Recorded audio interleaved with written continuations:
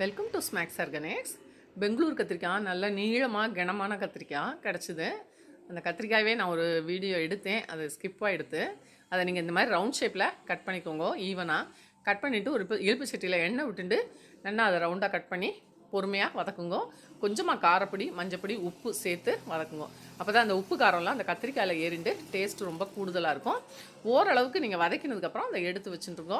எண்ணெய் குடிச்சுட்டே இருக்கும், ஸோ நிறைய விட வேண்டாம். 2-3 ஸ்பூன் விட்டு விட்டு வதக்கி எடுத்துக்கோங்க. அதுக்கப்புறம் கடுகு, உளுந்தம்பருப்பு, கருவேப்பிலை, பெருங்காயம் எல்லாம் தாளித்து கொட்டிட்டு 2 பூடு வெள்ளைப்பூடு போட்டு அதுக்கப்புறம் அந்த வெங்காயம் நீளமாக கட் பண்ணி போட்டுக்கோங்க.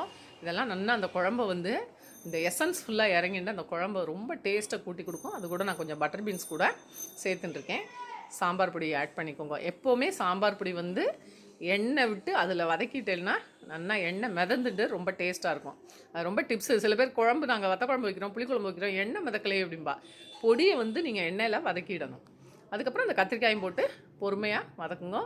புளி ஒரு லெமன் சைஸ் புளியை கரைச்சி டபுள் டைம் ஃபில்டர் பண்ணி உள்ளே விட்டுருங்க. நம்ம கத்திரிக்காயை ஒரே பேட்டர்னில் கூட்டு, பிட்டில் குழம்பு அந்த மாதிரியே பண்ணுறப்ப பிடிக்காது. ஸோ நம்ம இந்த மாதிரி பண்ணால் ரொம்ப டேஸ்ட்டாக இருக்கும். அலாதி சுவை. நீங்கள் மறுநாள் கூட வச்சுன்னு சாப்பிட்டுக்கலாம், அது கெட்டே போகாது. அந்த அளவுக்கு சுவையாக இருக்கும். வேணுங்கிற அளவுக்கு உப்பும் போட்டுக்கோங்க. பார்த்தாலே தெரியும் உங்களுக்கு. அருமையான கத்திரிக்காய் கிரேவி குழம்பு ரெடி. சாதத்தில் பசஞ்சு சாப்பிட ரொம்ப சூப்பரான ஒரு ஐட்டம். ஆற்றுல கண்டிப்பாக பண்ணுங்க.